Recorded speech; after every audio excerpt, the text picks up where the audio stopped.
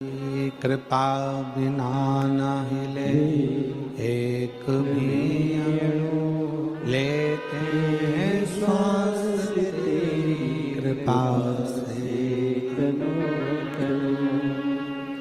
बखान क्या करूं मैं राखोगे तेरे का, चपटी भवोत में खजाना कुबेर का।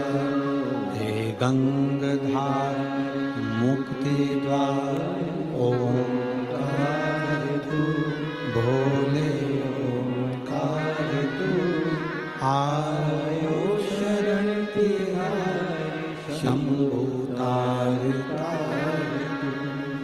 हम केवल बैठकर विचार करते हैं। हमने पहले भी कथा में कहा,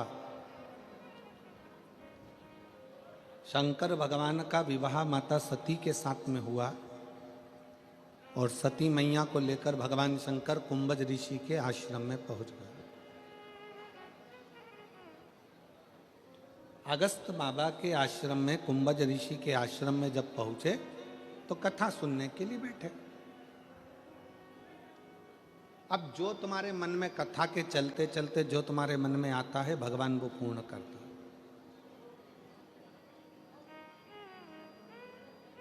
सती मैया के मन में आया कि मेरा विवाह हुआ और मुझे कथा में लाकर बिठा दिया, इससे तो मेरे प्राण चले जाते, मैं जलकर भस्म हो जाती तो अच्छा था। सती मैया के मन में अपने प्राणों को त्यागने का भाव प्रकट हो गया।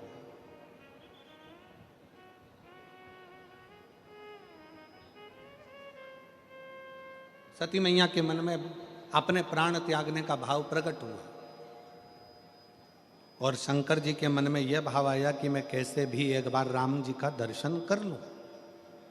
और दोनों की मनोकामना, कथा चलते चलते कुंभज ऋषि कथा कर रहे हैं, अगस्त ऋषि कथा कर रहे हैं और उन दोनों के मन में यह भाव प्रकट हो रहा है। एक सती माँ सोच रही है मैं प्राणों को त्याग दूं और शंकर जी विचार कर रहे हैं मुझे राम का दर्शन हो जाए।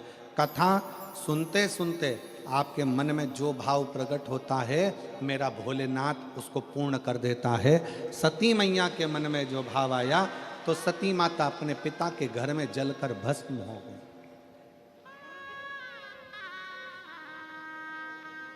सती माता दक्ष प्रजापति के यज्ञ में जलकर भस्म हो जाती हैं और शंकर भगवान कथा में बैठे बैठे विचार करते हैं कि मुझे राम का दर्शन हो जाए।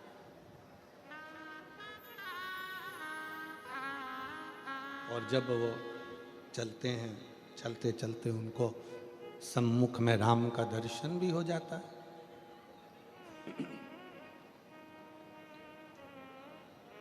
आपकी कामना क्या है?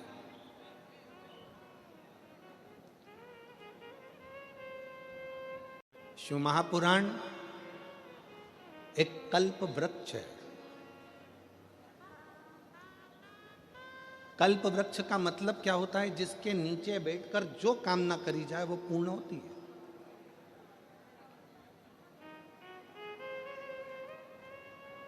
एक व्यक्ति जंगल में से निकलकर जा रहा था और एक पेड़ के नीचे, एक वृक्ष के नीचे वो बैठ गया। बैठे बैठे उसके मन में आया कि बहुत तेज भूख लग रही है, कहीं से भोजन आ जाए तो अच्छा। चांदी की थाली में सोने के कटोरे लगकर उसके लिए भोजन आ गए। उसने भोजन कर लिया। उसको नहीं मालूम कि मैं किस वृक्ष के नीचे बैठा हूं। उसको यह अंदाजा नहीं है कि मैं किस वृक्ष की छांव में बैठा हूं। इस वृक्ष की छांव में जो मांगूंगा वो मुझे मिलेगा।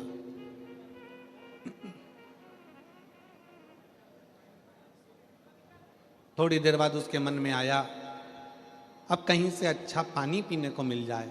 सामने से पानी आ गया, पानी पी लिया। फिर थोड़ी देर बाद उसके मन में आया कि अच्छा मखमल का गादी तकिया रजाई मिल जाए, सो जाऊं। उसके लिए मखमल का गादी तकिया रजाई आ गया, वो सो गया। सो रहा था, सोते सोते उसके मन में आया कहीं से शेर आ गया और मुझे खा गया तो इतनी देर में शेर आ गया और उसको निपटा के चले गए। उसको नहीं मालूम है कि मैं कल्प वृक्ष की छांव में बैठा हूं।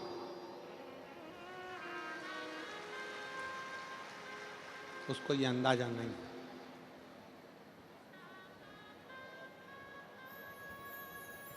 उसको ये मालूम नहीं है कि मैं कल्प वृक्ष की छांव में बैठा हूं।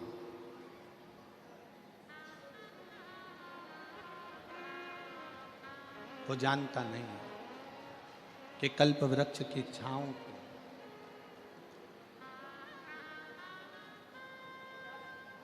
बस उस कल्प वृक्ष की छांव में वो भोजन याद करा, भोजन आ गया, पानी याद करा, पानी आ गया। कल्प वृक्ष की छांव में उसने गादी तकिया याद किया, गादी तकिया आ गया। कल्प वृक्ष की छांव में उसने शेर को याद किया, शेर आकर उसको खाकर चले भी गए। उसको नहीं मालूम कि मैं कल्प वृक्ष की छांव में बैठा हूं। जो मांगता वो उसको मिल जाए। शिव महापुराण की कथा सूरत नगर में हो रही है। कई गुजरात के सूरतियों भाइयों से निवेदन करूंगा, सूरत में रहने वाले मेरी बहनों से, मेरी जीजियों से, मेरे जीजाओं से निवेदन करूंगा। कई लोगों को अभी अंदाजा नहीं है कि शिव महापुराण वो कल्प वृक्ष है जिसके पंडाल में बैठकर जो मांगा जाता है वो प्राप्त हो जाता है।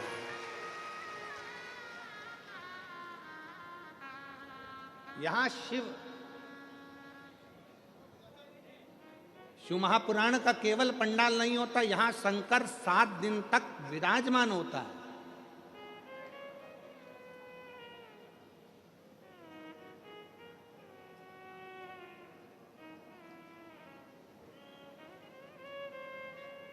सीहोर से, कुबेरेश्वर धाम से केवल सीहोर वाला महाराज कथा करने के लिए नहीं आता। हमने पहले भी कहा कि सीहोर वाले महाराज पंडित प्रदीप मिश्रा की सामर्थ्यता नहीं है कि वो शिव पुराण की कथा बाँच दे। आपकी सामर्थ्यता नहीं है कि आप कथा करवा लें, और आपकी सामर्थ्यता नहीं है कि आप कथा सुन लें। कथा बाँचने के लिए भी कुबेरेश्वर महादेव आते हैं, कथा सुनने के लिए भी कुबेरेश्वर महादेव आते हैं, और कथा करवाने के लिए भी कुबेरेश्वर महादेव आते हैं। कराने वाला भी शिव है, करने वाला भी शिव है, और बाँचने वाला भी शिव है।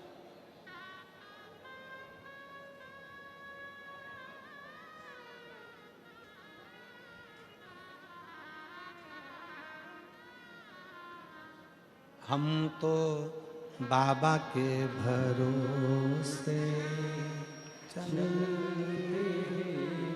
भोले बाबा के भरोसे चलते, ये दुनिया वाले जलते, ये दुनिया वाले जलते, हम तो बाबा के भरोसे चलते, हम तो बाबा के भरोसे चलते।